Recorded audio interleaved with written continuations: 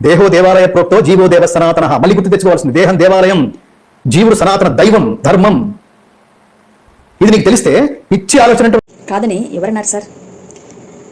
మొదటి కొరింథీయులకు రాసినటువంటి పత్రిక 3వ అధ్యాయము 16వ వచనం ఏం చెప్తుందంటే సార్, మీరు దేవుని ఆలయమై ఉన్నారు, దేవుని ఆత్మ మీలో నివసించుచున్నాడనియు మీరు ఎరుగరా అని భగవద్గీతలో సంస్కృత శ్లోకం లేకపోవచ్చు కానీ సామాన్యమైనటువంటి ప్రతి మానవుడికి కూడా అర్థమయ్యే విధంగా ఉంది. కనుకనే దేవుడు మన లోపలే కొలువై ఉన్నాడు, మనకు బయట లేడు. మన లోపలే మాయ చేత కప్పబడి ఉన్నటువంటి వాడు యుక్త కాలమున తనను తాను బయలుపరుచుకుంటాడు.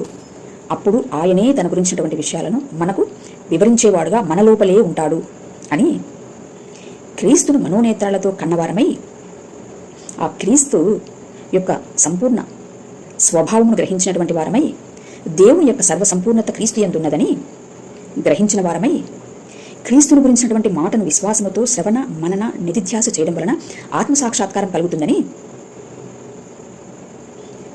అట్టి మాటలను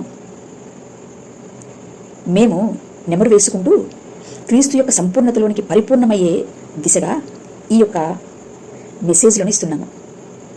ఒకసారి ఏ గ్రంథము తక్కువైంది కాదు అని ఆలోచించి ఒకరికి ఒకరు కోఆపరేట్ చేసుకోవాలని మనవి చేస్తున్నాను సార్. థ్యాంక్ యూ, నమస్తే.